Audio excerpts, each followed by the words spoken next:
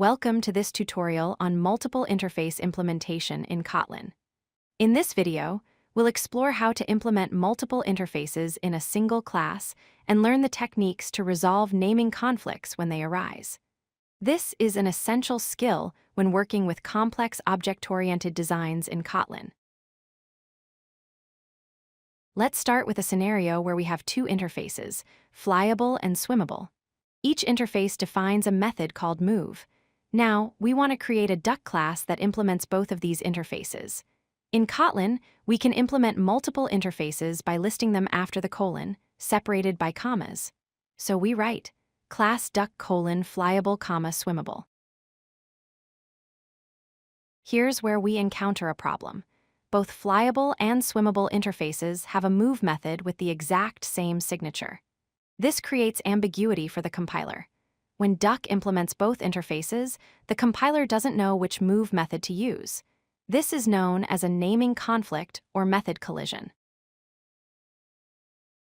If we try to compile this code without resolving the conflict, Kotlin will throw a compiler error.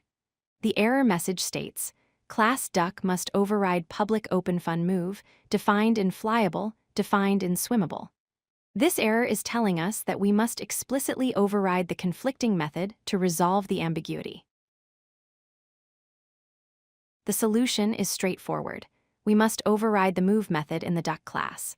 By providing our own implementation, we explicitly define what behavior the duck class should have when move is called.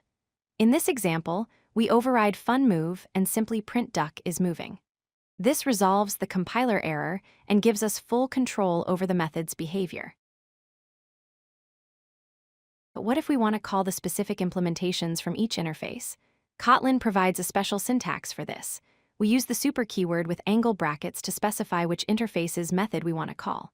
For example, super angle bracket flyable angle bracket dot move calls the flyable interface's move method.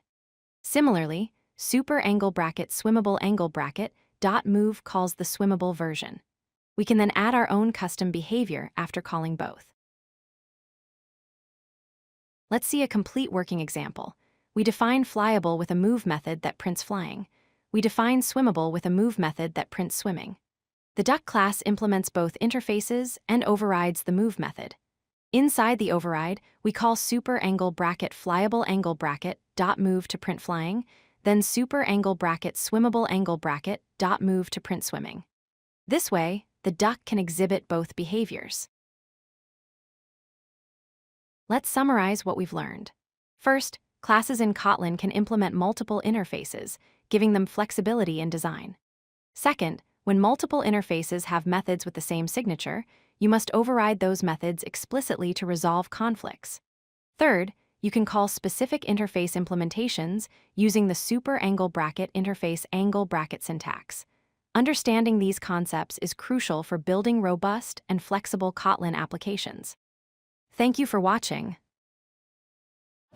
If you like this video, hit that like button and don't forget to subscribe. Visit codelucky.com for more such useful content.